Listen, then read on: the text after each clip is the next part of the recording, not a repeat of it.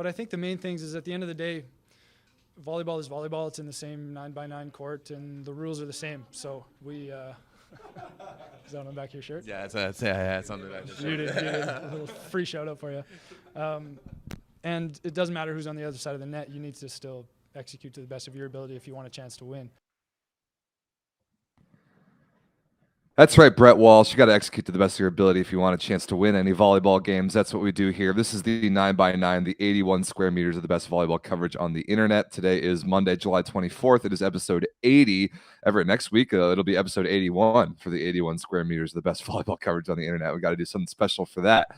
My name is Rob St. Clair, live from Chicago. That is Everett Delorme, live from Toronto. And speaking of executing to the best of your ability, congratulations to the 2023 men's VNL champions. Poland have We don't suck won anymore. the VNL at home. We don't Congratulations, Poland. You have won the 2023 Volleyball Nations League. You have defeated my United States 3-1 in the finals in Gdansk.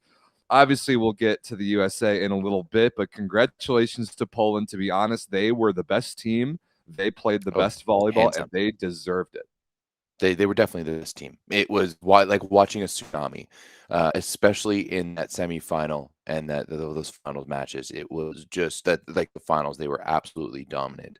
I don't think the USA played that bad in the finals. I just think Poland was just so damn good. It was finally the Polish team that we've been expecting. You know, it's finally that grouping of all-stars that you're expecting to just bulldoze through the competition, and that's exactly what we saw there.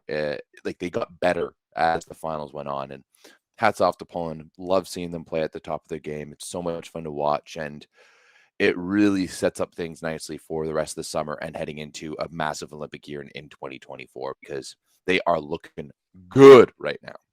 Yeah, they put it all together. I mean, we were talking, Everett, just before the show that really on paper, Poland should be the best team in the world. They should be a serious contender, and they should have a great chance to win every tournament they ever play when they bring all the guys. And they did. They brought all the guys. I thought Nikola Grbic did a phenomenal job, managing that roster. It's always a tricky thing to do with Poland, considering how amazing they are and how many, like, they have. I think that they were saying on the broadcast yesterday that of the 30 players they named to the preliminary roster for the VNL, they used 27 of them in the tournament, which is crazy. There's no way there was another team that used that many. And all of those players could have honestly contributed in the final. That's how good Poland is. That's how deep their program is. And making the right choices on who to use when and where is really, really hard. And I think that Grbic figured it out.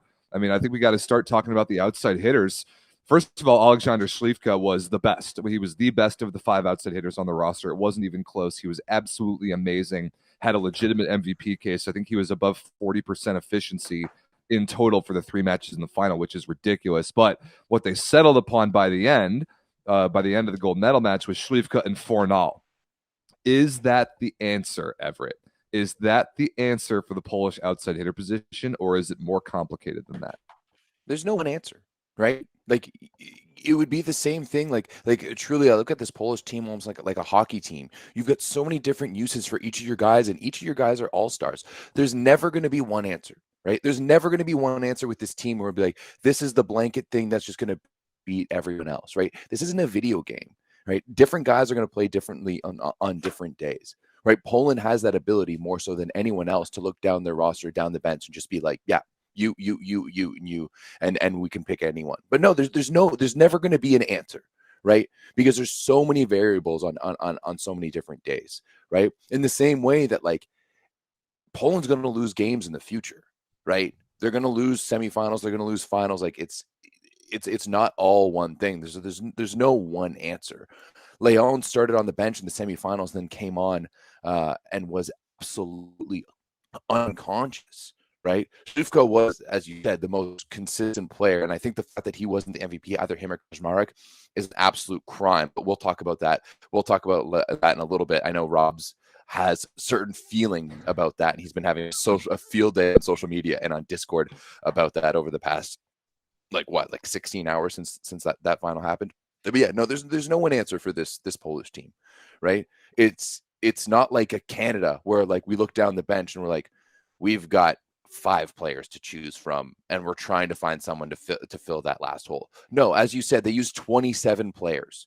And all 27 of those players would have been legitimate contenders and players on other rosters.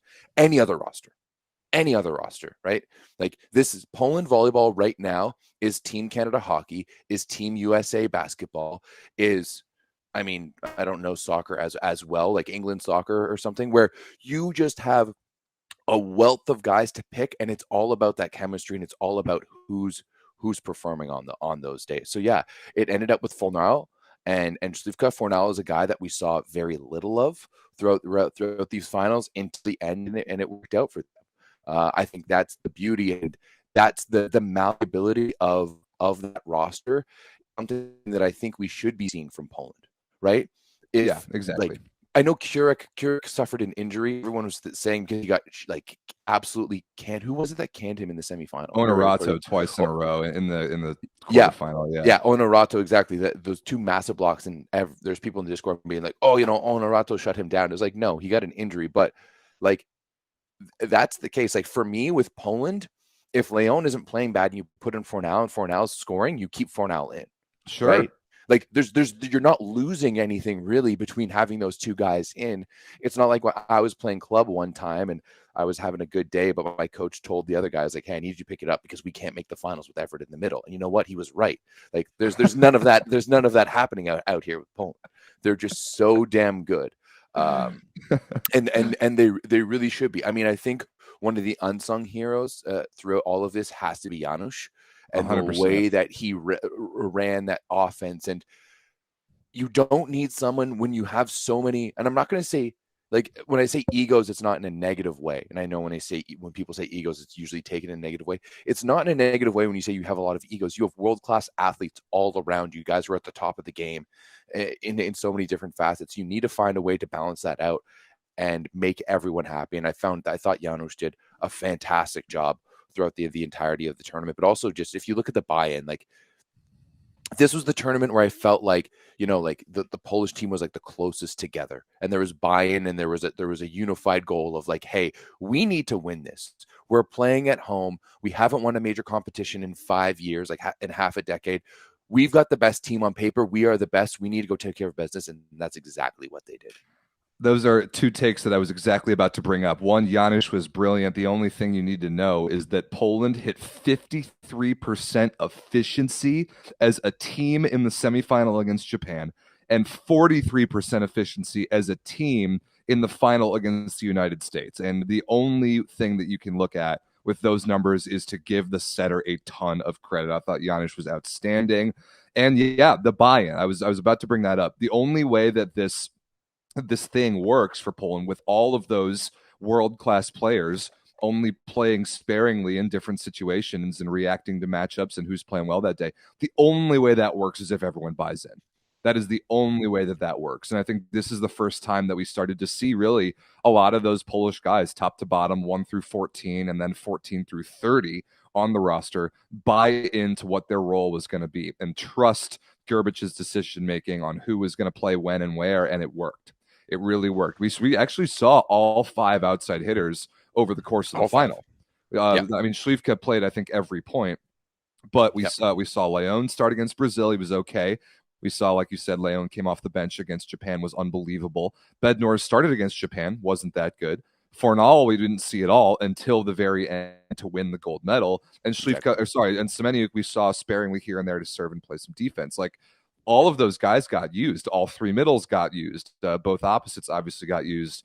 We saw even a little bit of Grzegorz Łomacz for some reason. But that's the buy-in.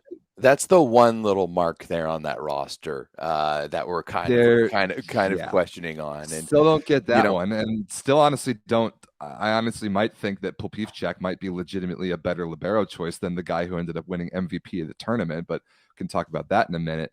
The buy-in was there, and I don't think this Polish team works without the buy-in. And now that they've bought in, they've seen the success. Look out the rest of the way. If they continue to trust the process like that and trust Gerbich's decision-making, Poland will be the favorite to win every tournament they ever play in. Yeah, and I mean, they should be. right? Right. They should be. When you look at this roster, you've got two guys specifically in Keurig and Leon who will go down as, two of the best players in their position, and just definitely two of the best players of their generation, Hall of Fame type guys, and then a bunch of other guys who are world class. Like, we've talked about this outside group, and every single player on this team plays for one of the best clubs in Europe.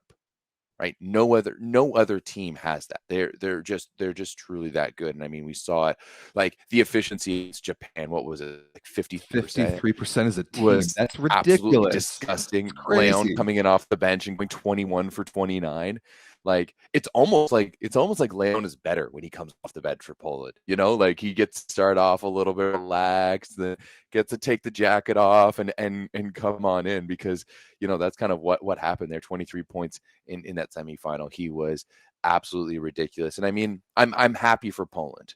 I'm happy we can kind of put this like choker conversation to bed. I also think the choking conversation is getting way out of hand, especially in the Discord. Especially in the Discord, people are being like all of a sudden, like anytime a team starts losing, oh, they're choking. Oh, they're choking. Oh, this what such a choke show. Like, that's what sports are, right? Like, it happening in one match, going on a 4-point run and then losing it isn't choking, right, guys? Okay, our Discord needs to come back to life a little bit. I wish we had mods, so if someone started choking, calling choking too much, we'd put someone on like a 30-minute timeout or something, just because, like, yo, it's a little too much right now. But yeah, it is getting out of hand. Big ups to Poland. Also, fantastic organization. That's what the finals deserves. Oh, God. Although the crowds, there were 8,500 people at the USA versus Italy semifinal, which like Poland wasn't even playing in it. It was amazing. They had already played. Yeah, it's amazing the way that the people showed out and how good that event was, except for a couple very notable volleyball world things. But as far as the Polish Federation goes, 10 out of 10 job. Yeah, for sure. I do think that it was very interesting to me to see, like, the crowds for non-Polish matches, though, were very pedantic. It seemed like a tennis crowd. And even like the DJ wasn't playing songs. Like, the vibe in there was very different from the non-Polish games to the actual Poland. At least beggars can't be choosers. At least there are people there. I'm not gonna sit here and complain. I do like when they, a lot of times when the Polish crowd has non-Polish matches, they end up doing the fun little thing where they mimic the up official, which is hilarious. Like, everybody in the crowd is like, pointing their arm out to the side, signaling the serve. They award the point. They say out of bounds, whatever. They like do the exact same thing that the up official does. I always think that's really funny. If there's going to be 8,500 people at a game in Poland that Poland isn't even playing in, we have to stop the conversation right there, because that's incredible. That's incredible. Yeah, I guess so. I just want to see a little bit more. Like, for me, it was mostly the in-crowd stuff. Like, it would be like the DJ wouldn't be playing anything, and it would just be like quiet as they were going up to serve. It's like, guys, like, let's give a little bit more here. But Not Rob, worried about it. Rob, your team USA made it all the way to the finals, and just like we talked about, I personally don't think they played that bad. This picture is actually really bad because they look pissed off and mad there on that podium. They look disappointed, rightly so. They're competitors. They're high level athletes. These guys are the elite of the elite. And I think they had a fantastic tournament. And once again, they didn't play poorly in that final. It's just hard to play against that tsunami of a Polish roster and the way that they were playing yesterday. All right, yeah, I've got a couple takes on this. Obviously, I'm a gigantic American fan. This is my second favorite sports. This is my second favorite sports team in the world in any sport, behind only the Green Bay Packers, and that is really saying a lot for me. So I'm a ride or die USA men's volleyball fan. I love these guys. I'm their number one fan, maybe in the world. And of course, I'm bummed that we didn't win this tournament after finishing number one in the preliminary round. And I mean, this is the last 4 VNLs. We've took the silver medal in 3 of them, other than the bubble year. Like, we had 2019 Chicago, and then last year and this year. And silver medals suck. I mean, everybody who's gotten to this point or has had their team at this point knows that you would way rather win bronze than silver. you'd much rather win bronze than silver because you're finishing the tournament with a win. You're in a celebratory mood for the awards ceremony, and the American guys are pissed off in this photo, and rightly so. They got beat in the final by a better team, and I think that's where we got to start. Poland was unbelievable in the final. They served the lights out. They were incredible in the middle. Kaczmarek was doing his weird Kaczmarek stuff, like throwing balls inside the block, and we didn't have an answer for it. And I think when we play Poland in Poland, it is going to be difficult to win that match, no matter who you are. So, we'll talk about the final more specifically a little bit later. There are a couple huge positives here. One, we clapped Italy in the semifinal.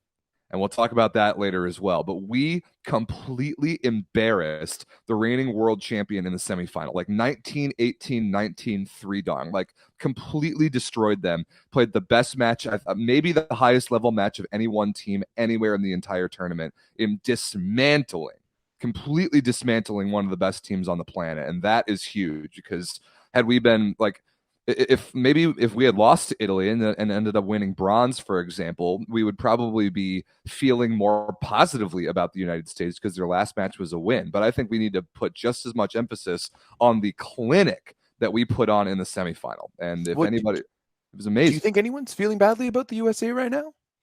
I just think people want a win. This is America we're talking about. This is United States sports, and we want gold medals. And I get that. I also want a gold medal. And that's, I think, the question is with 3 silver medals in the last 4 VNLs and, no medal at last year's world championship, and we haven't won a tournament since 2015. We're so close. We're one of the best 3 teams in the world. I think right now we're the second best team in the world behind only Poland. But where do we go from here? Like, what do we need to do to actually get over the hump and win a major tournament? And is the window closing on this particular American group in the time that they are capable of winning a major international tournament? I think that question, the answer is yes. The window is closing. Much more than half of our starting lineup is over the age of 30. I think that actually 6 out of the 7 guys are over the age of 30. Only TJ DeFalco, who's 26. The window is definitely closing here, and I don't know what the answer is to get us over the hump and win a tournament, but the level is clearly there. It's not like the moment is too big for us. I think like the moment at the Olympics in 2021 was too big for us. We absolutely crumbled under the pressure in that tournament. But the last couple of tournaments that we've lost, like we lost a 5-setter to Poland last year in the World Championship when 2 out of our 7 starters played like trash. And we lost a 4-setter here in the final to Poland again in Poland against a 10,000 person crowd where Matt Anderson wasn't very good and Poland played the match of their lives. Like, I can't fault the U.S. that much for not winning this tournament. We played unbelievable volleyball up until the very, very last match where we lost to a better team. But where do we go from here to win a gold medal at a major tournament with this group? Our only chance coming up is next year's VNL and next year's Olympics. And then I think we're really going to see this group start to break apart a little bit based on age alone. I don't know what the answer is. I think having a second opposite that will actually really help. That is a huge question mark right now. And Matt Anderson was unbelievable in the quarters and the semis, but he definitely ran out of gas in the final. If we can give him a little bit more of a break in the France game, for example, maybe if Gabi Garcia Fernandez next year comes in and can keep that level high enough to give Anderson a break, that I think would really help. But other than that, and ditching the all red jerseys, by the way, which are the worst look in USA volleyball history, by far the worst looking American uniforms this year I've ever seen us wear. It's embarrassing and I hate it. Other than that, I don't know where this team goes from here. We just got to, keep putting ourselves in position like we did here, and maybe catch a break and not play the best team in the world on their home court when they're playing like on fire. That's, I think, all we can ask out of this team. There isn't that much more that we can do. We played unbelievably good volleyball. Sometimes it's just sports.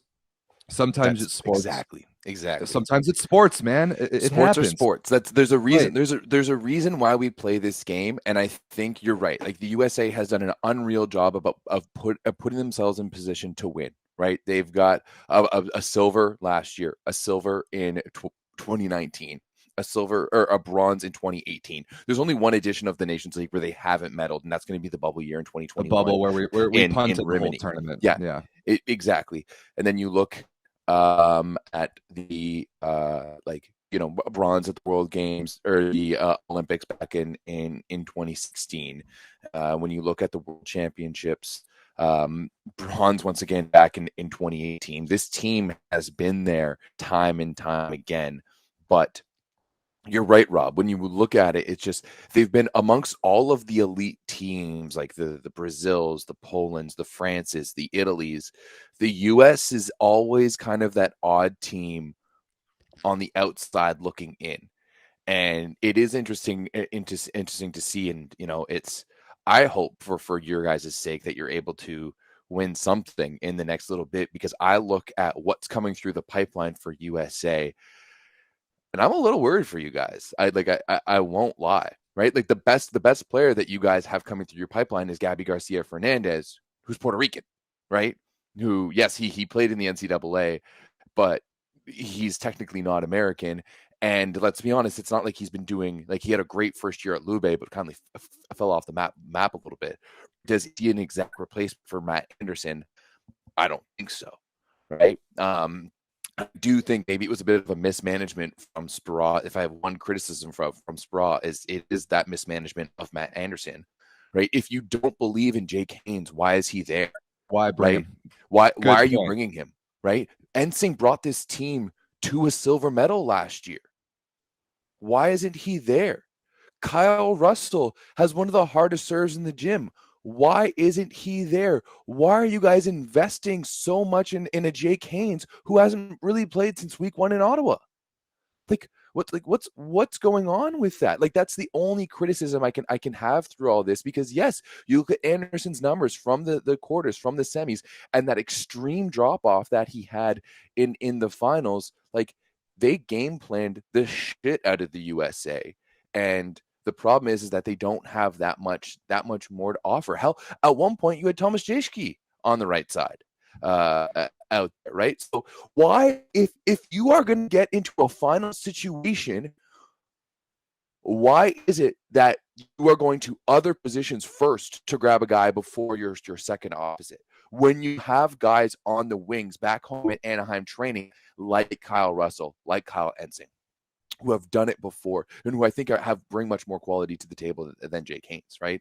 It's completely. It really is too bad, because I think that the USA executed so well throughout the entirety of the tournament, but just weren't able to make it happen. And you really have to wonder if this might be one of the best American teams ever that won't have won anything. Yeah, I mean, it's funny. This is literally the exact same team that won the 2015 World Cup, with the exception of I guess David Lee is the only player that was there for the matter. Well, I mean, back then it did matter. That absolutely mattered in 2015 when we won that thing. And the 2014 World League, same thing. It actually is the same team as those groups, but all this time later, all these guys are in their 30s. All these guys, like a handful of them, Anderson, Smith, Holt, like, may or may not make it past Paris. I would say probably not. And it would be a disservice to how great this team has been for them to not walk away with any major hardware since 2015. And I just don't know what else there is to do other than have Gabby Garcia Fernandez be the clear second opposite. Because I agree with you. My thoughts on Jake Haynes are very clear, but why? Yeah, why would you bring him if you don't even have the faith to use him? And I actually kind of liked the Thomas Jeschke sub in the fourth set yesterday when we were down huge in the fourth. Matt Anderson wasn't playing well. You didn't have faith in Jake Haynes. Obviously, he wasn't going to be an X factor. Put in Thomas Jeschke, do a little 3 outside hitter thing, throw a Hail Mary, kind of like we did in last year's VNL final, putting TJ DeFalco on the right. Then it brought us back into the game. Throw a Hail Mary, see how it works. I don't hate that at all. But I think the longest Hail Mary was not taken. And it has worked for you guys in the past. It worked for you guys in the quarterfinals. And that's the only Mr. Garrett Mongolia. Oh, no. Oh, no. Oh, hey, no. man, Don't say it. Don't even say it. Don't even say it. Don't even say it. Don't even say it. So we'll talk about the final in a minute, because there are definitely some numbers to break down and some things about the matchup that I do want to point out. But the last thing I have on the U.S. before we move on is last year at the World Championship when we lost to Poland in 5 in the round of 8, and TJ DeFalco played like hot garbage and got benched for Garrett Mwangatutia, and Jeff Jendrick played like hot garbage and didn't get benched, and we allowed Poland to hit like 90% efficiency through the middle and still lost in 5. Could you imagine if Thomas Jeschke had been on that roster? If Thomas Jeschke had been on that roster to come in for TJ instead of Garrett, and with how well Thomas Jeschke played at this final, starting all 3 matches, playing for Aaron Russell while he was sick the first 2 games, with how well Thomas Jeschke played, he was so good. Having that third outside hitter be a legitimately world-class player like Thomas Jeschke was this tournament, can you imagine what it might have been like had we had him at the World Championship, man? It would have been a completely different story. And we talked about that then. You know, like this is a conversation and a topic that we brought up last year, that they were missing Thomas Jeschke. Right. And we didn't have him then, and we had him now, and he played lights out when Aaron Russell wasn't available. And he made a gigantic difference. And without Thomas Jeschke, we don't even sniff a silver medal. So I wanted to give him a shout out as well, because it's good to have him back. It's good to see him playing great. I've always loved Tom Jeschke. He's a Chicago guy. I played against him in high school. He's outstanding. It's great to have him back. He's hugely important for us. And I just wanted to give him a huge amount of credit. And again, say, like, man, you never know. Last year, what could have happened had he been on that roster? Yeah. Every time Rob mentions that he went to high school or played high school against Tom Jeschke, drink. But you're absolutely right. He was fantastic. And it really is too bad for this American team, but it was going to be too bad for someone, right? And it's 2 teams who have had a historical tough time and maybe a lot of should have wons over the past decade or so, and haven't been able to.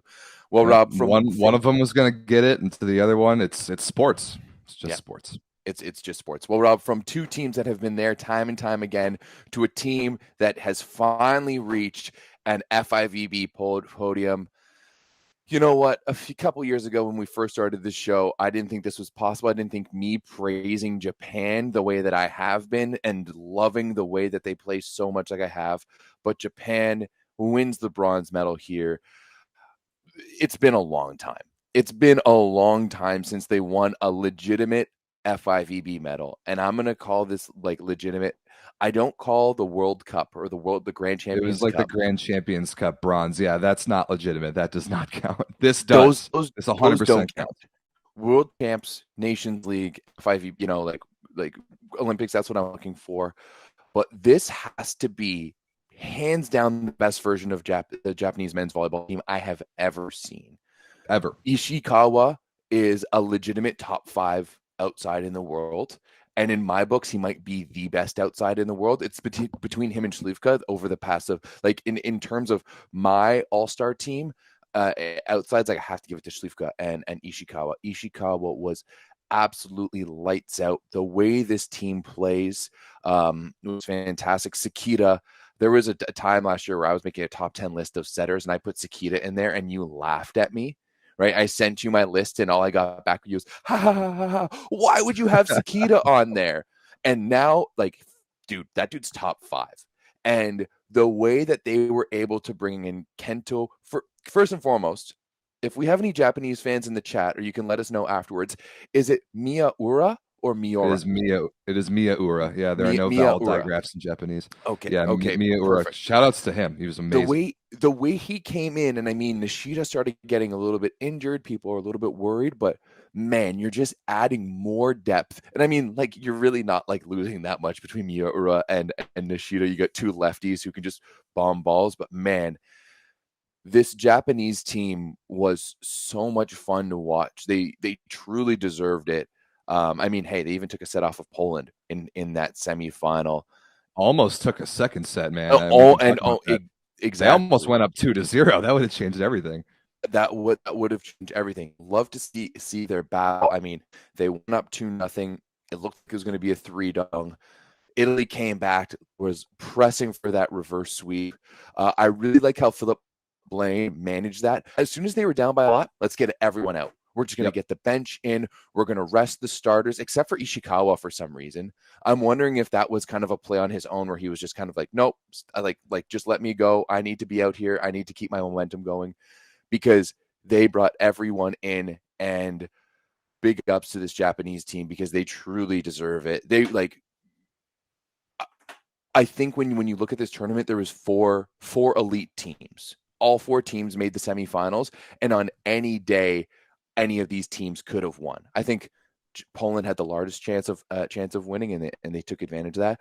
But once you got past those quarterfinals matchups, anything could have happened. But so much respect for this Japanese team and the way they conducted themselves throughout this tournament. Yeah, it's, I mean, clearly a huge deal for Japanese volleyball, and you can see the way that they reacted after winning that 5th set, and the way that they were celebrating on the podium. And yeah, medaling for Japan is a big deal, and they do deserve it. Absolutely, they absolutely deserve it. They played great volleyball. They're incredibly fun to watch. Ishikawa is a superstar, and that bronze medal match clearly meant more to them than it meant to Italy, and that's totally fair. Japan needed that. Japan needed to feel that legitimacy that comes from winning hardware at a major tournament, and they did. And there's I have nothing bad at all to say about Japan. Absolutely nothing bad. They deserve it. They were excellent. They were fun to watch. They're well deserving of a medal. Now, I think the question becomes, where do they go from here? Are they a contender for podiums moving forward? Are they going to medal again at VNL next year? Are they going to medal in Paris? What's going to happen in the quad after that? I mean, that remains to be seen. I still would say that they're not in that medal contender group for the Olympics. I think that group is the USA, Poland, Italy, and France. And I think that they're in that next group with Japan and Argentina, I think, are those next 2 teams. That's assuming that Russia doesn't get brought back into the mix. But Japan, I'd say, I think they just improved their world ranking to 5th, and that's exactly where I have them. Exactly where I have them in the world right now is 5th. But they're going to be a player. They're always going to be a difficult team to beat. They're amazing in first sets. They win the first set of basically every match they ever play. They're so good, like right out of the gates to immediately start a match. It's very hard to beat them early. And they're incredibly fun to watch. They deserve this medal, absolutely. Are they a medal contender for the Olympics? I would say no. But I would disagree. Okay. I would really disagree. Like, this is a Japanese team that we've seen get better and better as the years goes on. And this isn't a USA situation where you've got a group who's been together a long time and they're maxing out their potential. Like, they are getting better, and this is a young squad. Like, this is a young group of Japanese players, and more so than before, I've always found that like regardless if it was 10 years ago or now, if you didn't show up against Japan, you were going to regret it, right? They've always been able to execute. They always have a high level of skill. They never play down. They never play down. They never, ever play down. But now more so than ever, they have that ability to put pressure on teams and sustain it with their very distinct style of play. They keep balls, like, they serve absolute bombs. They keep balls alive. They're really, really good inside out. Once you start getting into a situation where you are like getting into longer rallies with them, we talked about this last episode, that's when it starts benefiting them. And it's funny that they beat Italy so handily in that bronze medal match, or not so handily, but the way that they did, because I found that Italy is also one of those teams that like are good in longer rallies. They've got a high level of skill. But to me, like, this is when you look at some of the guys, how they're standing up on this team, like a guy like Ran Takahashi, who's young, like even like how old is Ishikawa? I think he's like 27, maybe. Right. Like this is not an old team when you look at this Japanese team. And I think that little bit of belief is just going to spurn them on a little bit more. I absolutely love how they've been playing with the middles. Onodira especially had a fantastic tournament. They run him on such quick tempo, and it really opens up everything. I don't think that Japan is a medal favorite by any stretch of the imagination. But to me, when I look at the world rankings, there's about six-ish teams that I think have a chance at always always winning. Obviously, Poland, USA, Italy, Brazil, France, and Japan. That's like I think Japan is in that group and can beat teams. I mean, like they just did, right? They just beat. Yep. They just beat Italy in that bronze medal match. The only team that they didn't really play over the course of this tournament was the United States, which I would love to see. But I think the biggest difference from this Japanese team now compared to past years is that you have these guys who are playing overseas. You have these guys like Mia Uro was playing in Poland this year, no? Like you have Ishikawa. Yep, he was the backup for Bentara at Suwałki. Exactly. So like you have these guys who have been playing in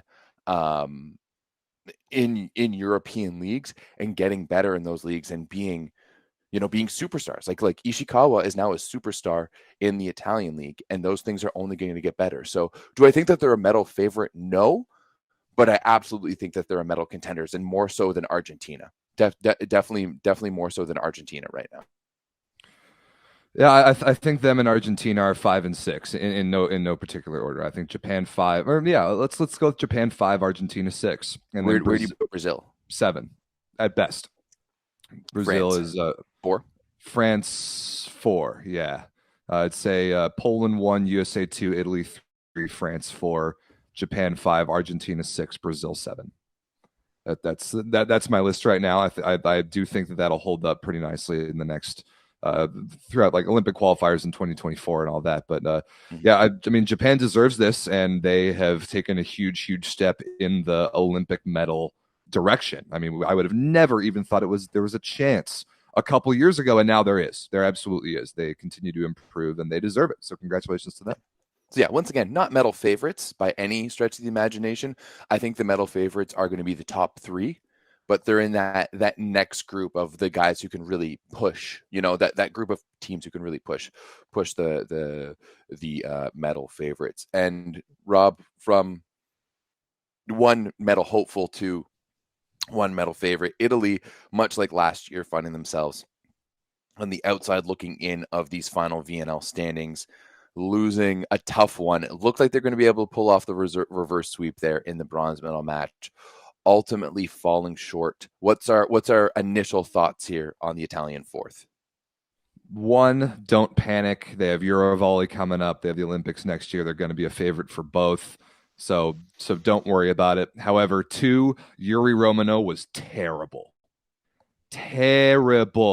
Really bad. Negative efficiency against the United States. Not good against Japan in the bronze medal match. Let me see the numbers.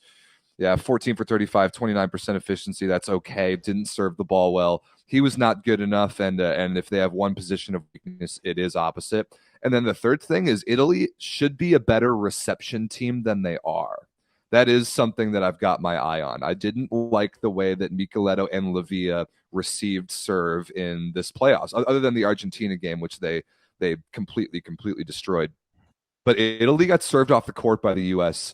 in the semifinal, and their team reception numbers in the bronze medal match, 35% positive, 16% perfect. That's not good. That is not good. That is an area that they've got to get better in. And so those are my 2 areas of concern: opposite and reception. If they're able to figure one or both of those things out, they're going to be just fine. But don't worry about Italy. They easily go out and win Eurovolley in a month or 2. But those 2 particular areas of weakness, I do think they've got to look at a little bit. Yeah, I definitely agree on the serve receive part of things. This team plays a style where they need to be in system. Right. Yep. They need to be in system more than they are, especially against a good serving team like Japan, and especially against a team like USA. Right. This is a skilled team. All of their outsides are really good. None of them are fantastic. Right. There's no guys that I truly feel comfortable just jacking up a high ball to time and time again throughout a match and be like, okay, just go get it and win it for us. So I am okay with that for their outsides. I totally am okay with Micheletto and Lavia out of system. I'm not okay with Romano. That's the difference, is they don't have the opposite that they can chuck out of system balls to, that won't hit into solo blocks or flail the ball to the back wall all the time. That's my issue. But the thing is with Romano too, is that, let's be honest, when we think about the European Championship back in 2021 and the World Championships last year, who was the guy that showed up big for them in those big situations? Yuri Romano, right? When we look back at what was that needle that put them over the edge in those matches, it was Yuri Romano. And we've talked about this before. He's a big game player, right? When he's feeling it, he is absolutely on fire. He's big from the baseline. He can be big from the right side, but I agree with you fully. It's not consistent enough. If you can only pull those out in the biggest of games and you can't get to those big games, it's not worth anything. So I'm really like, the chat is going off about Bovalenta. I haven't seen him play. I haven't even seen clips of him, so I can't really speak to that. But maybe you get him in there. Maybe you check things out. And I think the other big question mark I have for Italy is they have the depth, but they just don't use it. They don't use it. Yep. You have Riccardo Sbertoli sitting on the bench. What's going on? Right? Why he didn't play a match the whole tournament? He got in. Did he get? No, he didn't get in the bronze medal game, and he didn't get in the semifinal either. He like cracked a couple points maybe against the U.S. when they were already getting stomped. Not even. He has no stars beside his name here on Volley Station. I thought I saw him on the court too, but maybe I'm wrong. Who knows? Yeah, he's there in the third set. Anyway, okay. Didn't play nearly enough. This is the top 10 setter in the world, and you're bringing him to all these all these weeks, but you're not using him. Why? And that's the other thing. Is it so? The Italian fans have been saying, like, since they got fourth here, that like, oh, it's just VNL. We don't care about VNL. VNL's not a big deal. We don't need to win this thing. If you don't need to win this thing, why are you bringing the A team? If you're going to bring the A team, you might as well go win the tournament.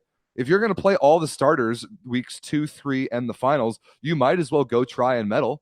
Well, otherwise, what's the point? What's the point of bringing all your world championship starters if you don't care about the way that they're being used or the way that they're performing? So take this tournament seriously. If you bring the guys to an international tournament, you should go and use them to try and win the tournament. So Italian fans, don't pretend like this isn't a big deal. And I'm sure that Italy will be fine later in the summer. I know that they care more about Eurovolley, but if you bring the guys, you should play better than you did in this tournament.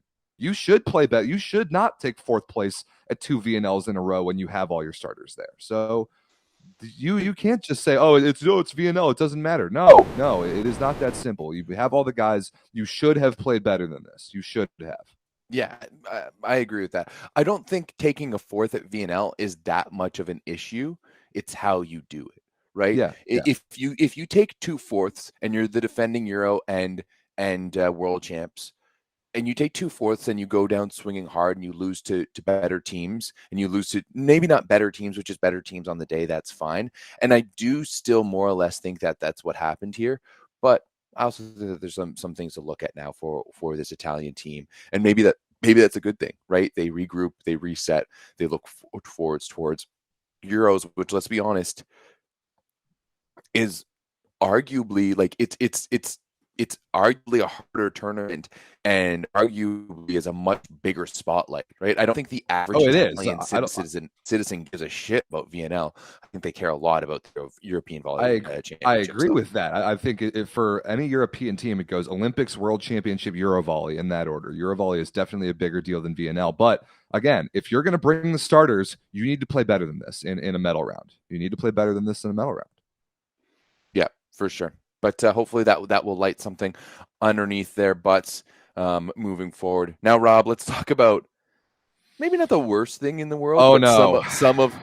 Yes, I know you get incensed about these things at the end. The All-Star team was questionable. But first and foremost, before we get to that, why the hell couldn't we watch the award ceremony for the world? Not only is it so weird the fact that like someone just shows up with the trophy and just shoves it into the celebrations once they win, but then they just cut the stream. There was no need to see who was going to get an all-star or anything. Let's just cut the stream altogether. No need to see it. We're done with Clayton Lucas. Cut it. It's done. That was a huge gaffe on the part of Volleyball World TV. I cannot believe that they screwed that up. And it is available now back on, if you want to go watch the award ceremony on Volleyball World TV. But who cares? Why would you want to watch it now? We ended up, somebody gave us a link in the Discord to watch the Polsat broadcast of it, which was hilarious because of the Polsat commentator's reaction to Pavel Zatorsky being named the MVP of the tournament. Zatorsky himself was stunned by that. The Polsat broadcasters didn't even know what to say. They did not even know what to say. The Polish crowd didn't even know what to say. They barely even reacted. It was astonishing to pick a. Now I have nothing against liberos being eligible to be named MVPs of tournaments. I absolutely am all for that. Like the one that Sergio won, I think 2016 Olympics. Absolutely well deserved. It wasn't just like a ceremonial honor there because he was riding off into the sunset. He was actually the best player in that Olympics, and he deserved it. When you are a libero and you're deserved of an MVP, great. Zatorsky wasn't even the best libero in this tournament. He was objectively the worst of the three liberos that were on the podium.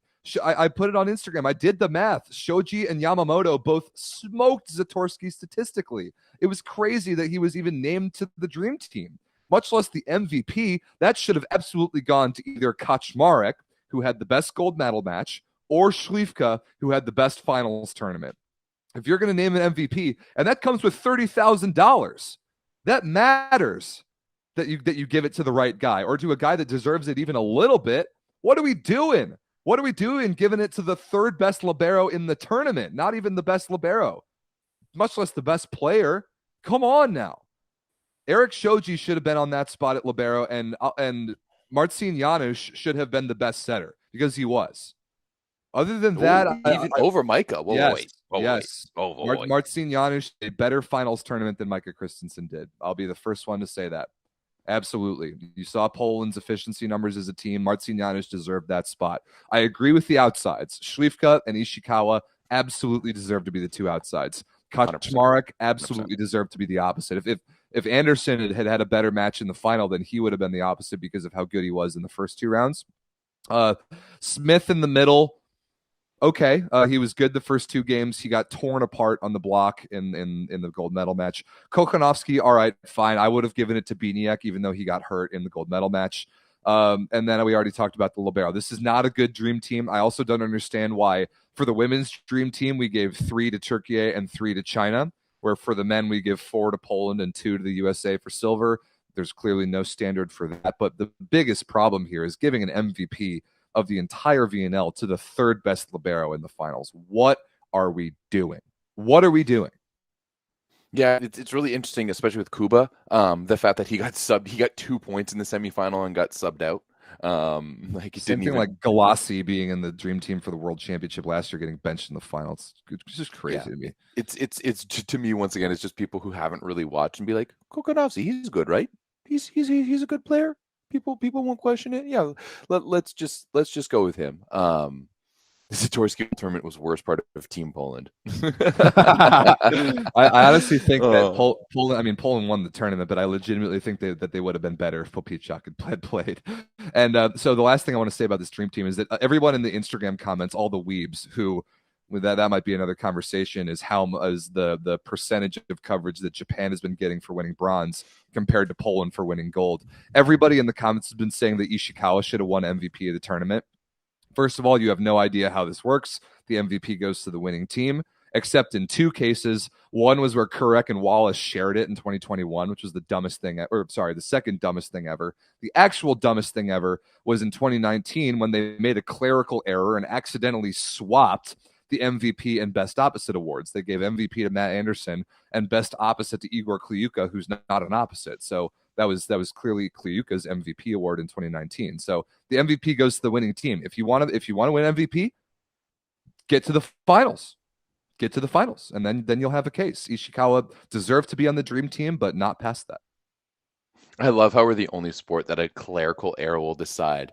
We're so embarrassing. We're so embarrassing. And I saw someone post in the Discord about how many posts are on the Volleyball World Instagram about Japan than about Poland, right? Like it literally, like right now it goes like Poland, Japan, all-star team, Poland, Japan, like USA leading up to it, USA. Like they just really blast people with Japan. Like it's really like that is their only target. It's just Japanese fans, and that's all they go for. And I like Japan, man. They deserve the bronze medal, but I'm not gonna lie, I was rooting against them so we didn't have to deal with this exact thing that we're getting right here. But we'd be getting it regardless. Right? I don't think we'd be getting if they finished fourth. If they finished fourth, absolutely. No, I don't think so. You know, 100%. You know that if Japan would have lost yesterday, it would have been like, let's give it up for the fourth place Japan, who fought valiantly throughout the entire tournament. Like, you know that would have happened. You know that would have happened. Like, there would have been something like that. Yeah, exactly. Like, it's already written in the script. You know, like that TikTok trend going on right now. It's already written in the script. There's something I brought up. I brought this up either yesterday during the bronze medal match or during the Italian semifinal. I can't remember which, but it's very important to remember. I don't think enough people are talk about this every year.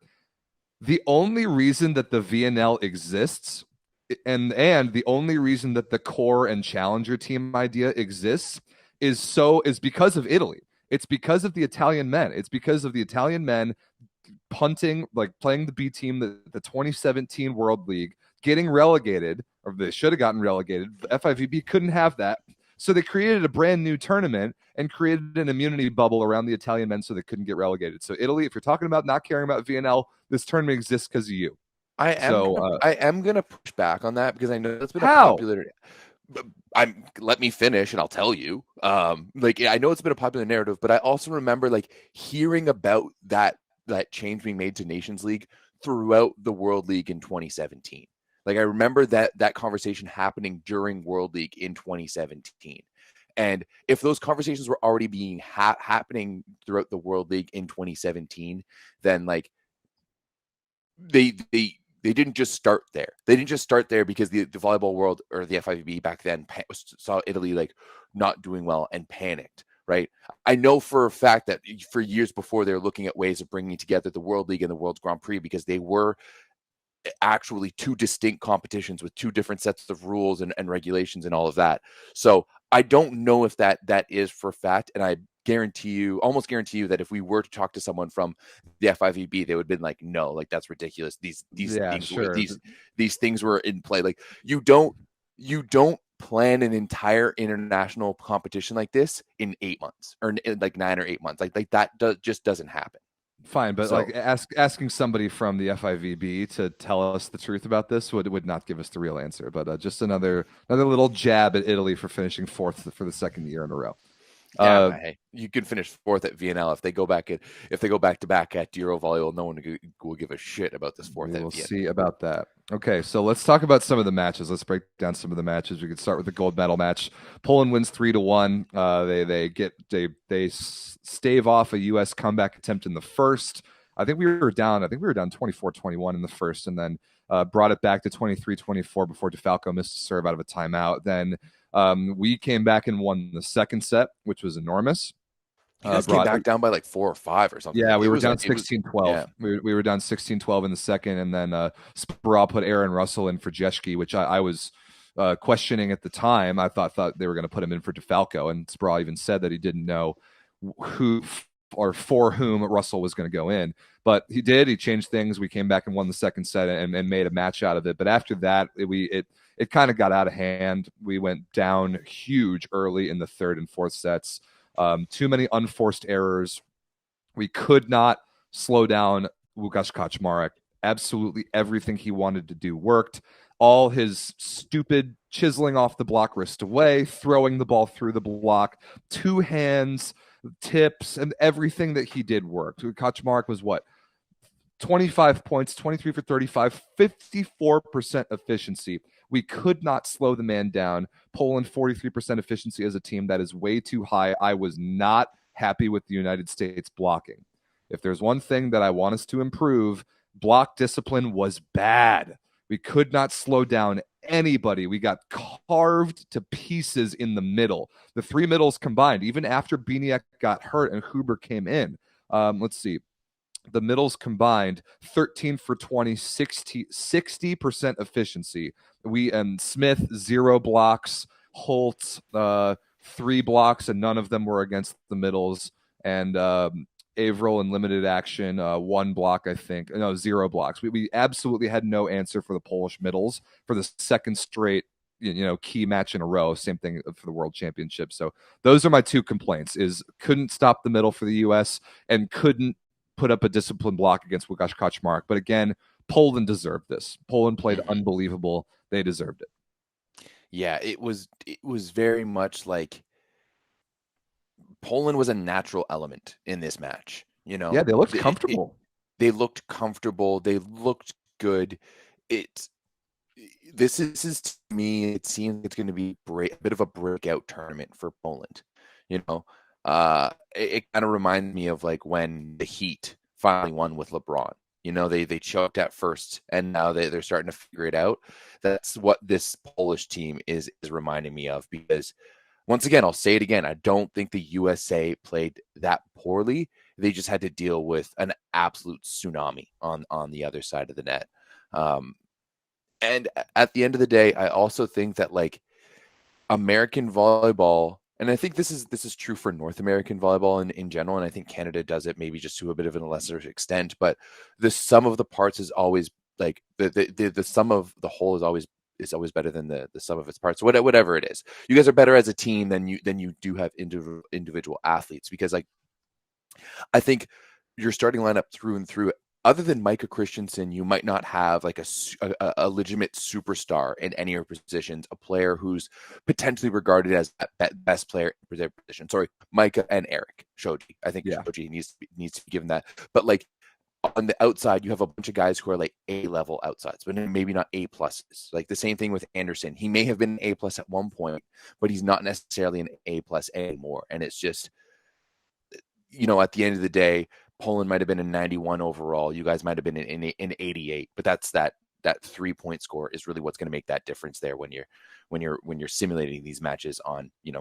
Volleyball 2K 2024. So yeah, and people in the chat are talking. Poland also served the lights out. Poland's serve was incredible. Really, the whole tournament they were tremendous from the service line. They had 7 aces, and I think almost all of them came in the first 2 sets. They really were tearing the cover off the ball from the service line early, and that was the case through the entire finals. They served Brazil off the court, they served Japan off the court, and then they served the U.S. off the court. Their serving was great. Now, is that we talk about serving being volatile? We'll see.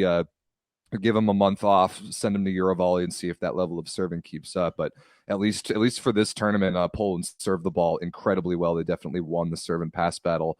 And I kind of agree with that take about the American team being where the whole is greater than the sum of its parts. There's another thing that I think this is a bigger problem on the women's side, but a little bit of a problem on the men's side.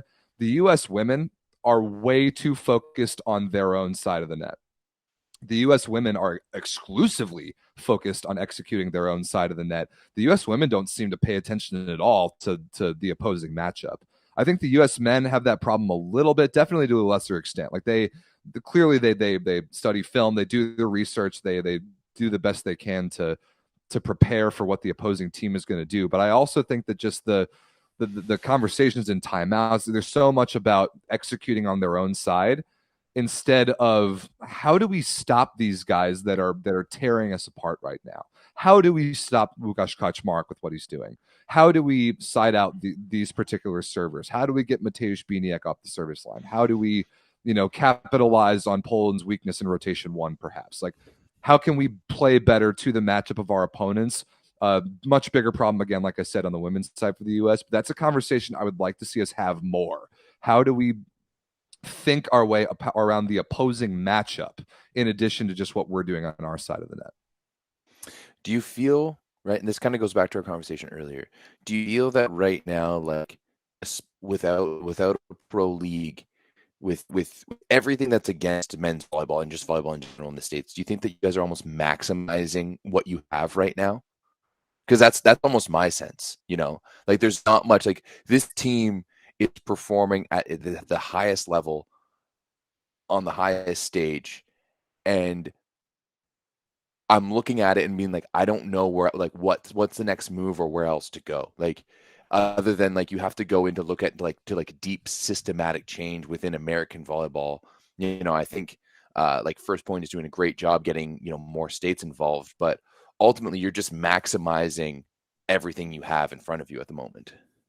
I do agree with that. Like there isn't a simple fix to start No. making us a like an instant gold medal contender at every tournament, because the you got to think about the circumstances that we're dealing with in American volleyball are so much worse than every other elite team in the world. It's actually almost 100%. hilarious and It is. pretty amazing that we are continuing to produce this elite level world class volleyball. Like the circumstances that these guys are having to deal with on the other side of the world from their home country, coming back to their home country and turning around and going to VNL in less than a week, like having less than a week in the gym with their national team teammates, and just having all the difficulty that you have as an American male volleyball player. And there is a lot. It is hard to be a men's volleyball player in the United States. You have no resources.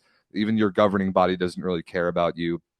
It's hard. And then to get us from that podium to that gold spot would probably take systematic, gigantic change that the federation is not willing to put in. So that is a much bigger conversation. But like we've said, I don't exactly know what sort of a change you can make with this group to take them from silver to gold. I don't really think there is one. I think we just got to keep playing our best volleyball that we can, and that is very, very good volleyball. And maybe just catch one lucky break here and there. Maybe get a better matchup. Maybe get a team who isn't playing their best possible volleyball at home in a gold medal final. Like it's just sports. It does feel like sometimes you guys are bringing a spoon to a gunfight, right? Like it's you just don't have enough there, and especially when you look at just no pro league, you're not attracting the best athletes. Hell, half the states don't even support it as a high school sport. That's a much larger conversation. All right, do we want to move on now? Anything else about this gold medal match? Move on now to the bronze medal. Honestly, the bronze medal to me was much more exciting than this finals match. I don't agree with that. I think the gold medal match was a better match. The level was higher overall. I mean, the bronze medal match went 5. The gold medal match was a better match. Do you think so? Yeah. It just felt like there was even after USA won that second set, it was more of it wasn't okay, we've got a match now. It was more of okay, let's see if they can push back here. Whereas going into that fifth set, I didn't know what to expect. Yeah, that's true. I didn't know what we were going to expect. And let's be honest, it was really close to being 1-1 after that first set. Italy was up by 6 points and then just really started making a lot of errors. They made more errors in this one than Japan did. And that was a big thing to it. But it was more exciting. Sure, I agree, the level of play, the execution was maybe higher in the finals, but there was very little drama through it all. Whereas for me, there was tons of drama here in this 5-setter for the bronze. Yeah, that's fair. Italy's unforced errors were another storyline, but again, like we talked about, Japan crushed them in the serve and pass battle. Japan had more aces, less service errors, and passed the ball better in every category, and that was huge. Like you said, both of these teams actually are kind of weirdly similar. Japan is to the extreme of the speed and the skill and the defense, but Italy has elements of that in their game too. They're amazing in long rallies. They are incredibly skilled. And like you said earlier, Italy does need to be in system to play the way they want to play. And for the most part in this match, they weren't, other than the third and fourth sets, which they won convincingly. But in the fifth set, I mean, Japan ran away with it. Japan had a 3-point run to go up 6-3, then a side out, and then immediately a 4-point run to go up 10-4. And that was it. That was Italy's errors and failure to pass the ball very well when it mattered the most. Yeah, I mean, Italy blocks the crap out of ball, 13 They blocks do. here in this bronze medal match. And you know what, that's I'm going to add to what you were saying. Yes, they play very similar. Italy prioritizes the block, whereas Japan prioritizes the defense. That's just a physicality difference Yep. between the two. Some of the digs that Japan was making, like with Sakita and Yamamoto out there, like, bro, it is Amazing. absolutely ridiculous. And the transition offense, like Sakita is so precise. Like missing a set for him is so rare. Like missing the location on his set, like like oftentimes, especially in transition, you're going to see hitters from other teams have to tip the ball, have to go off speed. You just don't see that with Japan, just because Sakita is so smooth. He has the nicest hands. And yeah, they're just so much fun to watch. I really like this matchup, and I think this is a matchup that's going to produce a lot down the line. I think there's a bit of a mismatch when you look at Poland's overall power style compared to Japan's style. Like I think that's like if there's the worst team for Japan to play is Poland, and in my opinion, we Say, have or even though we haven't seen it, I think the United States United matches up States. really well against Japan as well. You're right, because they play very systematically, but still have like a lot of athleticism and a lot of power. But still, like if I really like this matchup between Japan and Italy, and I think it's going to produce a lot of high level matches in the next little bit. But I would have liked to see Japan push back a little bit. Like it does seem like they got pushed in the third and fourth set, and then just kind of lied down. Like let's bring in Iro and the rest of the bench, and we're going to just gear up for that fifth set. Well, fair enough. It did work for him. So I don't know if we've given nearly enough credit yet to Tomohiro Yamamoto, the Japanese libero, another guy that could have easily been included in the dream team. I mean, Ishikawa was always going to get it, and you only get one guy for winning bronze. But Yamamoto may have been the best libero in the tournament. His reception numbers actually were the best. They were just barely better than Eric Shoji's, and defensively, and just the hustle and the playmaking ability. I like sure there are some statistics for liberos like reception, and we don't really get dig stats in all that much detail, but I like to look at it, and just like in watching a game, I like the term difference making liberos. Is your libero making a difference? Pavel Zatorsky, not a difference making libero in this tournament. Tomohiro Yamamoto, absolutely a difference making libero in this tournament. I think we got to give him a huge shout out. I agree. I would push back a little bit to say that I don't think Zatorsky wasn't a difference maker. I think he pushed the needle a little bit, but I just don't think he pushed it as much as someone like Shoji or Yamamoto. Like difference making is a high bar, and I don't think that Zatorsky got there. I think he had an impact. Absolutely. Like there's definitive plays that I can remember in my head of like him making big digs and stuff like that. But however, I will agree it wasn't on the consistency level of Yamamoto. You don't have to be aware of Zatorsky on the court like you do of Yamamoto. That's well said. I think we're really, really like starting to see, especially other teams, like their hitters will go up and purposely swing away from Yamamoto just because he can get anything.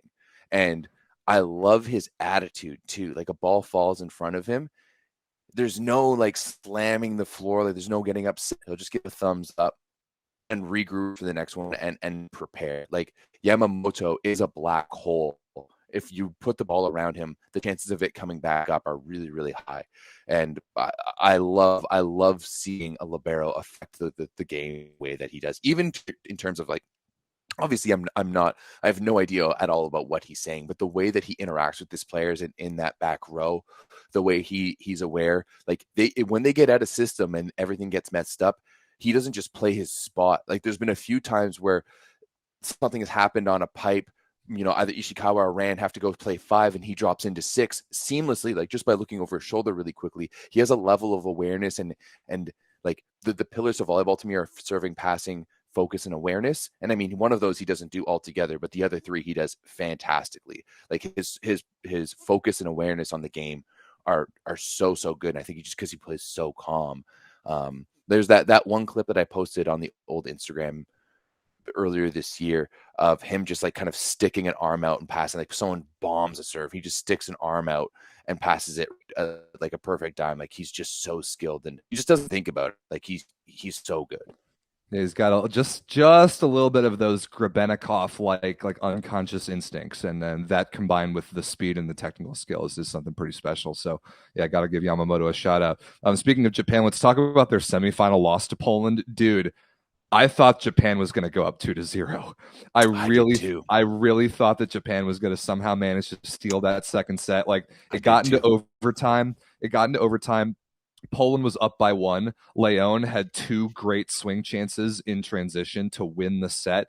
Didn't kill either of them. Japan ended up getting the point, and I'm like, oh man, this is it. Japan's going to go up 2-0. But Poland was able to escape. They then didn't really look back from there. I mean, Wilfredo Leon off the bench. Oh my goodness, 23 points, 21 for 29, 66% efficiency. And like there were clips of him hitting against Sekita, and I just felt bad. I felt bad for Japan. Like, come on, what are you supposed to do when you're like 5'9" trying to block who I still think, in my opinion, might be the best player in the world? They once Poland was able to figure out that second set, they didn't really look back after that. Yeah, no, absolutely. And I did feel that Poland was the only team to start unraveling Japan a little bit, especially once we got into that third, fourth set, where they just started putting on so much pressure that we were seeing Japan look a little discombobulated in transition. And like there's certain things that are such tenets of Japan's game that like you get in transition, you get into broken place, and they immediately know where to go. Like there's no question, there's no broken place in that way. And yet we were seeing that, just kind of confusion on free balls and where is everyone supposed to go? They started making errors that a weren't couple of those miscommunications. That was weird to see from Japan. Exactly. And to me, that just came down to the pressure, the sustained pressure that they were feeling from Poland. And like that's it for Japan. They're a tough egg to crack, but if you can crack them, then that's when you really, really start rolling, as we saw in that fourth set that was set at 17. Right. And I think we saw it a little bit with Italy too in the bronze medal match where it really started cracking them. Although I do think part of that was due to fatigue as well. Like it's been a long tournament, but we really started to see some of the seams of Japan's game against Poland because Poland was just putting so much pressure, especially from the baseline too, and really just going after them. And we saw them. That was the only time really was the end of that Polish match where I saw Japan lose their heads a little bit. Yeah, just I couldn't have said it better. I think Poland did a fantastic job applying the consistency of pressure and the type of pressure to make Japan uncomfortable in a way that we hadn't really seen them any other time in the tournament. Yeah, absolutely. All right, to the other semifinal now, where you guys may have had your best match of the tournament. Definitely was the best match of the tournament. We were amazing. And you know what? I kept on waiting for the other shoe to drop, right? I kept on waiting for something to happen where Italy was going to wake up and start playing good. I was waiting for something to happen where for the USA was to start to falter, and it just never came. It never happened. And I think that's twofold. A, Italy just wasn't there. And then B, you guys just never, you guys just put your foot on the pedal and, let's just what's that run where you try to drive from New York to LA as fast as you can? Oh, Route 66, yeah. No, there's like a special I forget what it's called. Someone in the stats it's like a special thing where you're trying to do it as fast as possible, and people are shattering the records during COVID. Sounds terrible. Doesn't matter. A cannonball run. That's exactly. It felt like the semifinal was a bit of a cannonball run for you guys. Just let's start the car and let's just fucking go. Yeah, and we went. Matt Anderson, 17 for 25, 64% efficiency. One of the best matches I've ever seen him play. We blocked 10 balls, 5 against Yuri Romano. Romano was terrible. Negative efficiency. What was it? 4 for 23 with 6 errors. Ouch. We served great. 3 aces, only 9 service errors in 3 sets, which I was really happy about. 42% attack efficiency as a team. I mean, what more can you say? I agree with you. I when we went up 2-0, I thought that we were going to have a France situation like we did in the quarterfinal where Italy was going to change something drastic like France did and then come back and make a match out of it, and it just never happened. Just never happened. But that's the big thing. Italy didn't change anyone. Nothing. They didn't bring anyone in. They didn't try anyone out. Like, who's the backup right side for Italy? They don't have one. Like, It's Fabrizio Gironi, who's literally an outside hitter. They have 5 outside hitters, and sometimes they put him in on the right in a 6-2. But like they did bring him in briefly, and he was terrible. 0 for 3 in getting blocked once. Like they actually do not have a backup opposite on their team. Yeah, and so that's where things get a little worrisome. Who was the really good guy this year for Taranto? Oh, Tommaso Stefani. Yeah, I'm not sure what's going on with him. Yeah, where's Stefani? Where's he? Like, yeah, where's Panali even? Oh, well, Panali's hurt and he sucks. I know he's he also hurt. sucks, but okay, he hurt. Like, I know he sucks, but he's better than like Romano sucking. But yeah, it was just a domination. I think you think Panali being good is better than Romano sucking? I mean, yeah, I guess, I actually do. Panali's awful. I mean, the Sala kid is the backup on Modena, him or this Bovalenta kid, or Stephanie. I really would like to see why don't you have a backup opposite? It doesn't make sense. It doesn't make sense at all. But when the USA serves like this, when this team serves the way that they like only averaging 3 errors per set, that's when they give themselves the best chance to win, right? Yep. That's when they go against. And you know what? This VNL has changed my mind a little bit on Italy's serve receive. Going into this VNL, thought they had some of the most solid serve receive in the game. And it's clear to me that they don't. It's clear to me like Micheletto struggled, especially in this one. Only 4% perfect, 35% positive, and he's getting the most targets of everyone. Balasso, you got to stay away from Balasso, right? Yeah, Balasso's really good. He's really good. He's passing 80% positive right now in this one. But when you start going at their outsides, at Lavia, out Micheletto, that's when they start to crack. Obviously, the U.S. didn't have that kind of success in the final. Otherwise, we may have seen maybe a closer result or a bit of a different result. But that to me was the big story of the game. USA just serving the crap out of that ball. What's volleyball, boys and girls? It is serving and serve reception. When you win that battle, you win a lot of games. Serve, pass, focus, awareness. All right, so that's it. Bracket one more time. Poland first, United States second, Japan third, Italy fourth. We already talked about the quarterfinals on our little surprise show that we did on Friday, which was technically a little bit of a disaster because I was on the road in the middle of nowhere. But I'm glad that we got one in. I thought it worked okay. So if you want to hear, I thought so too. Except for me grabbing the wrong XLR cable and my mic kept on cutting out every 2 seconds. That was annoying, so I apologize for that. Oh, well, so we did talk about the quarterfinals already on Friday's show, so go check that out. Everett, any more takes about the 2023 Men's Volleyball Nations League? No, it was dope. I'm kind of excited to not watch volleyball for the next few days just to kind of decompress. Especially, big shout out to Michael, who I ran into on Queen Street on Saturday night. I had finished working, had been at the bar a little bit, was going to a party, and some dude came out and he's like, "Yo, I love the podcast." So Michael, shout out to you. Cool. Thanks for watching. He's like, "Who do you think is going to win tomorrow?" And we started chatting about it, drunk on this side of the road. I will say that I am 2 for 2 in predicting. Yeah, dude, you're automatic. It's annoying. I find it is a lot easier to predict champions kind of in the finals when I don't have anything at stake. Like, there's no bias for me, right? There's nothing in my heart. Like, if Canada was good and was to be making the finals, it'd be hard for me to pick against them, right? In like the same way that like I would be picking, if I was American after all of this, I would have been picking the US. But I was like, right. And what do people want from me? Obviously, I'm going to pick my team. Come on. Absolutely. I did pick Poland to win last year as well. So I got that wrong last year. And I'm pretty sure actually I picked Poland and Turkey last year as well.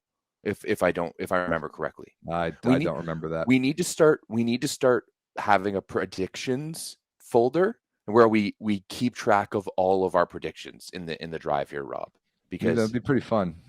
We need to start being able to go back to what we've done in the past, because we've been doing this now for a year and a half. Hey, So it's I did not say France. How dare you in the chat imply that I thought my team was going to lose in the quarterfinal? What are you talking about? No, I said the United States over Poland 3-1 in the final. That was my pick. Go check the records. How dare you imply that I pick against my country? Get out of here. Anytime the U.S. is in the final, if there's like even if it's even like kind of reasonable that the U.S. has a chance to win, I'm gonna pick 100%. them. Obviously, Absolutely. What are we talking about here? Because then, like, what would happen if I didn't pick against my team and then they won? I would have to retire. That's not going to happen. Yeah, absolutely. AVB Network would no longer want to collaborate on an Instagram post with you. Hell, you might lose your citizenship, but you can't come up here. We're not going to give you one either. You're just going to have to float around, maybe go hang out in Poland or something. Great.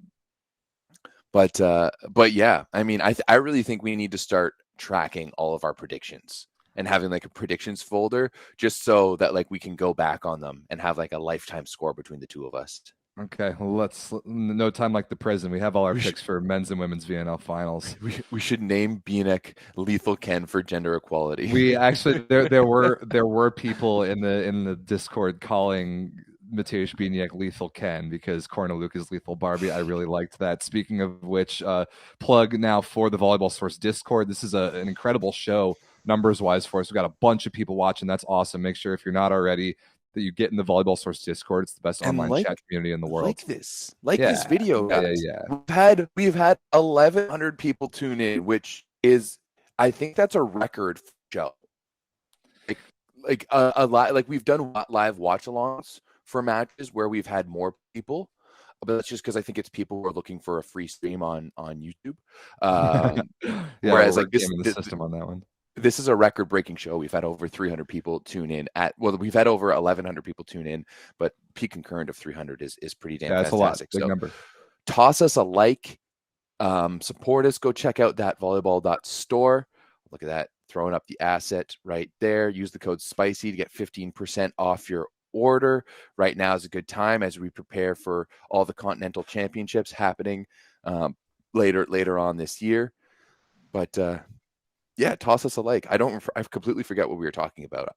I just lost track. No, we were talking about that, and we were going to talk about that volleyball.store. It's exactly what I was getting to, and everybody knows now what comes after the that volleyball.store segment. Everett, where's Daddy? Let's go. It's time for Where's Daddy. We actually have in the works. We are working on a theme song for this segment, so we're gonna get something like that, and we're gonna have it ready very, very soon. But this is the time of the show where we talk about the fact that somewhere in this episode, Daddy Stankovic has been hidden. And actually, because we're pretty close to the end of the show, we're going to talk about Challenger Cup very briefly. But I will go ahead and tell you guys that Daddy Stankovic has already appeared. Daddy Stankovic has already appeared. Don't help them like that. Don't help them. I mean, he's certainly not going to have two terrible flash score bracket assets the rest of the show, and that's it. But so Daddy Stankovic has already appeared. And I'm not going to tell you where he was, but I will tell you on the last show that we did, not on the Surprise Friday show, but on last Monday's show in the celebrations. I'm actually trying to look at it right here. Yep, there he is. Right, the celebrations Barbie with the Polish women for winning bronze for women's VNL. You see right next to Lethal Barbie, there is Daddy Stankovic. And our friend Devin from the Volleyball Coverage channel commented, "Here's why Daddy and Lethal Barbie are the best middle blocker duo in the world," which is just hilarious. So good one there. Also, John Lau actually did catch that briefly much earlier in the show. Daddy appeared even before the main segment where we talked about Poland. So good job, you guys. Last show, you found Daddy Stankovic.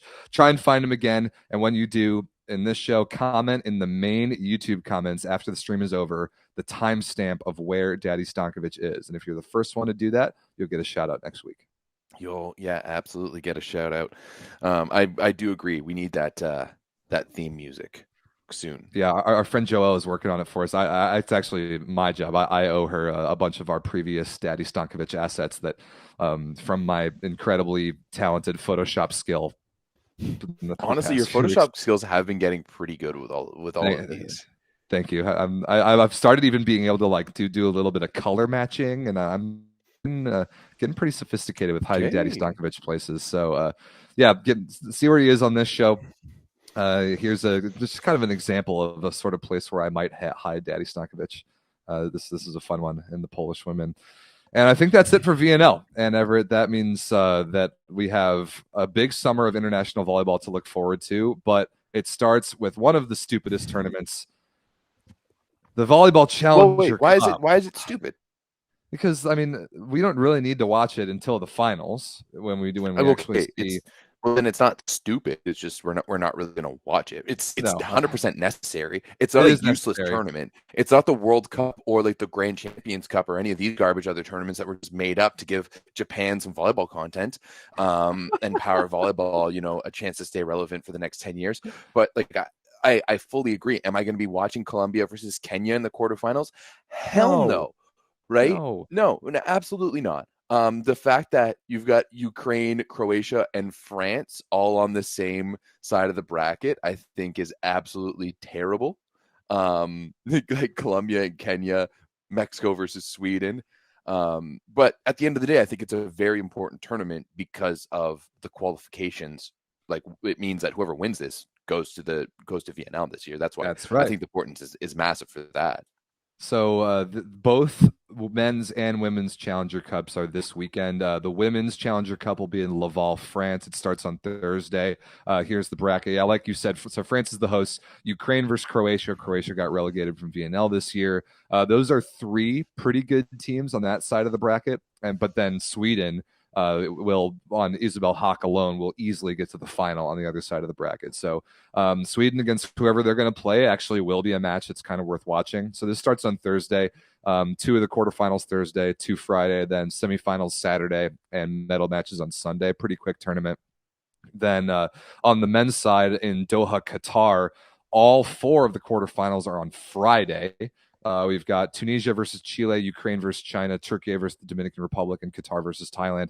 Then semifinals Saturday and medal matches Sunday. I think both Ukraine and Turkey are going to be the 2 favorites to go back to the final in this one. Let's be honest. Whole tournament is the bottom half of the bracket.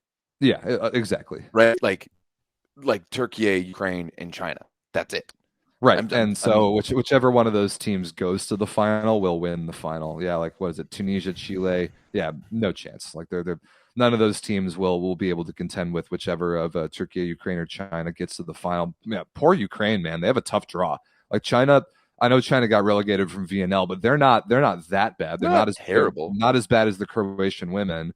And they've got Zhang Jingyin, who might be the best player overall in this tournament. Like he's amazing. So Plotnitsky. Yeah, Ole and Adis Lagumja, and like so.